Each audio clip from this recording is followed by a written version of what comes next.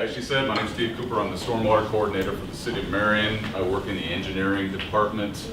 Anybody ever hear of what a stormwater coordinator does? Okay, I'll say this before I go any further. 20 years ago, the stormwater coordinator job didn't exist. So what are the jobs, and that's what we're doing now, there's a whole bunch of us. So what are the jobs that you guys are gonna have in 20 years that don't exist right now? So think about that. All right, I've got 4 projects I'm gonna pitch to you. It's kind of casual. Why did it go so, where did all that come from? Kind of threw this together just to kind of show you some pictures of what's going on. This is a park in Marion, Willow Park. Indian Creek is in the background here, and the next picture is this little ditch right there. And that's the ditch. Most of the people that go to the park probably have no idea what that ditch is. They probably just think, oh, that's water, there's a creek there, no big deal. This is an aerial photo of that ditch right there. I was taking those pictures from the parking lot right there. This is Indian Creek right there. This is a 2017 photo. It's kind of flooded a little bit, but it does show that ditch right there. What that represents is a sub-watershed that drains all the way, how many, show of hands, familiar with uptown Marion, downtown Marion, the whole area up there? Okay. This is downtown or uptown Marion. There's City Park, there's the chocolate shop, there's Louis Scoreboard, that's what used to be the Maid, right? They're gonna do something. This is where a whole lot of stuff is happening right now in Marion. How many people, when they're at that park, know that the water that shoots out into that ditch actually starts up here at the chocolate shop and up in uptown Marion? Probably not a whole lot of people. This whole, the red area right there is kind of, think about that at the top of a hill. A drop of water falls on this side of that, it goes this way, a drop of water falls on that side, it goes into there. These kind of purplish lines are storm sewer systems that convey all of that water. I would like to put a sign there. Project 1 is a sign. These are just kind of examples of signs to show the people at that ditch right there exactly what's happening, where all that water is coming from, so that it's a public education thing. One of the things that I'm responsible for in the city of Marion, I've got these, this is really fun stuff. I have 6 minimum control measures that I'm required by the Iowa Department of Natural Resources to satisfy. Sounds interesting, doesn't it? Minimum control measures. One of those is public education. A sign like this at a ditch in a park that teaches the public about stormwater and what's going on with ditches and how we manage our stormwater really helps that the public education minimum control measure that I'm supposed to be responsible for. So the first project I would pitch to you guys is just a simple sign that looks something like this, maybe has that map on it, maybe a QR code, just some links to websites so that people can actually see what's going on, so that they know that that ditch of water is not just water that's shooting up from the park. It actually starts 1.5 miles away. That's project 1. Pretty simple. Project 2, show of hands again. Everybody here, has anyone ever heard planimetrics? Do you know what that means? Another one of those fun terms.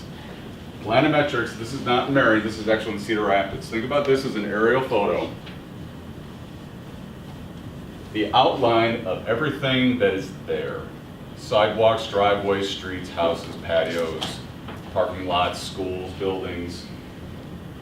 So what we need to do, going back to that map right here, I would like to develop planimetrics, the outlines of all of the hard surfaces for this sub-watershed, so that we can utilize that for stormwater modeling, because obviously when water hits a hard surface, a rooftop or a street, it doesn't get absorbed into the ground.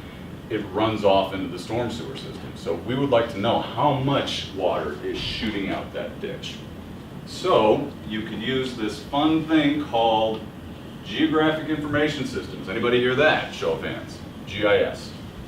All right, if you like GIS, if you like Google Maps, if you like even what is it? My son, Minecraft. If you like building things with maps or just kind of land in general, you might enjoy using Geographic Information Systems to develop those planimetrics. You would go through, the GIS is a map, it's a computer map that also has a database attached to it. So you would draw the feature, you would outline a driveway or a patio or a house, and then you would pop up a database and provide attributes for that. What is the category? It's a house. Even go as far as to say, does it have a pitched roof or a flat roof?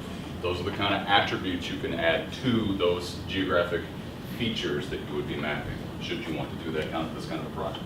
So that's kind of a big one, but it could be fun. It used to be called heads-up digitizing. They used to have these huge boards, like a table, that was connected to a computer, and you would have to like move a little puck around it so that you digitize on top. Now you just do it with an aerial photo. It's real easy. That's where you would put attributes in. So this is actually the attributes of a building, and that's how you would put the data about what it is that you just drew. A third project. Let's see if these links work. You got Wi-Fi here? Sometimes. Ish. Wi-Fi-ish. What's the new one this week? Hashtag power of week. Still? Thank you, Jack.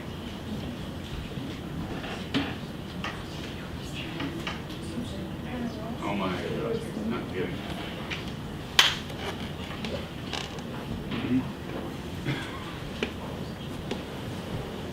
Couple things to think about, guys, whether you're finding the Wi-Fi. If you are interested in civil engineering, or you think you're interested in civil engineering, a lot of what he's talking about so far is civil engineering.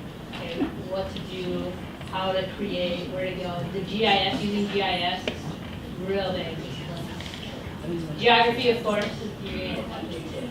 This is what I do, and the people that I work with, it's multidisciplinary. We deal with environment, we deal with politics, we deal with very specific design things. If you're into math, you can, a lot of the alignments of streets that civil engineers have to design have to go down to 7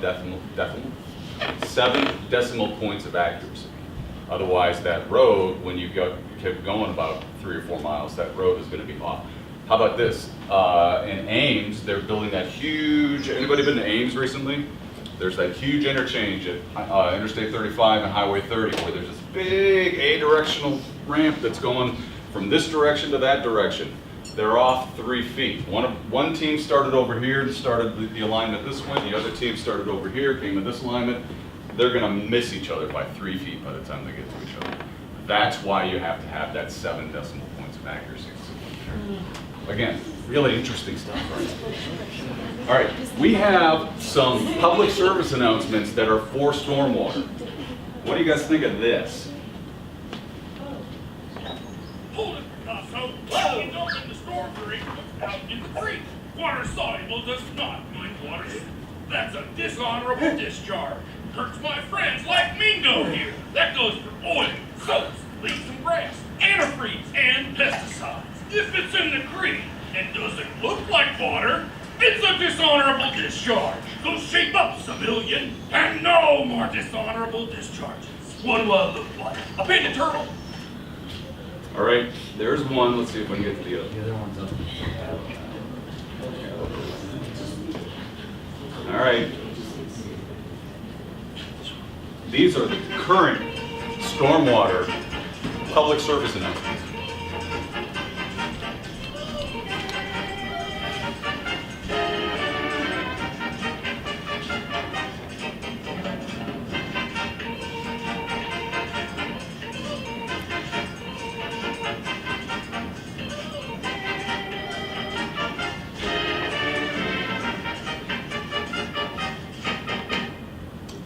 Good stuff, right?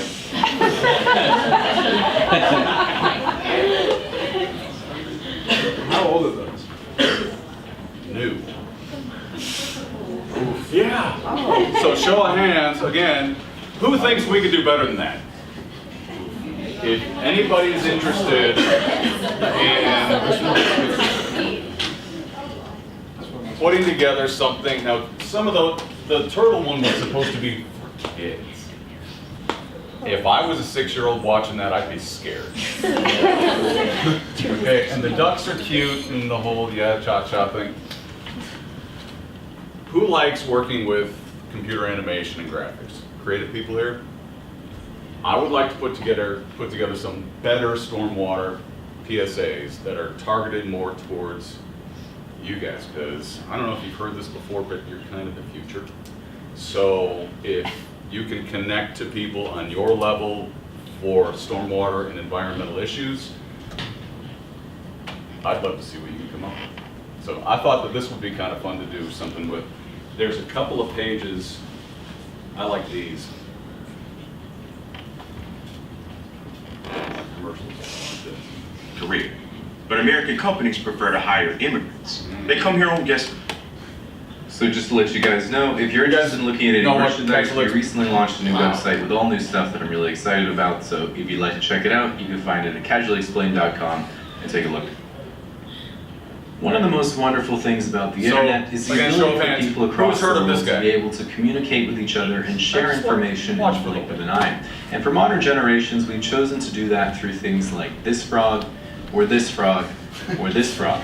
And while memes were originally described as an element of culture passed from one individual to another by non-genetic means, if we look now at their contemporary use, I think it would be much more accurate to define them as an element of culture passed from one individual to another through the internet. The last part being redundant, because if you're passing memes to someone, you're obviously not going to be passing anything on to them genetically.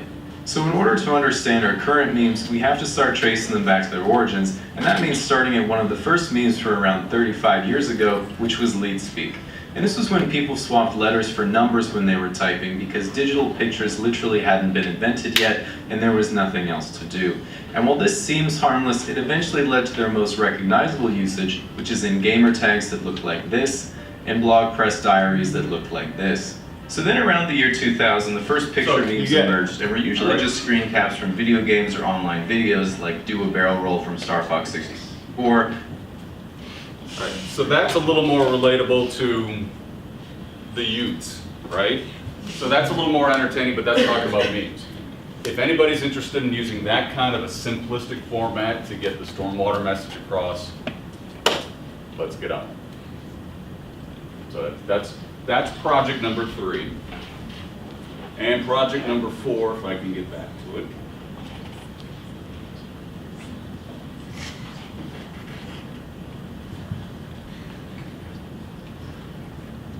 Any idea where this is? I'm not, but I'm not finding it. Oh, great. Oh, I got back to it. Amanda, go back to the slideshow.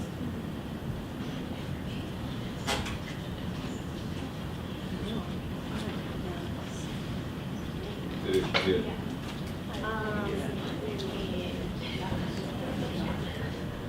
All right, one more thing.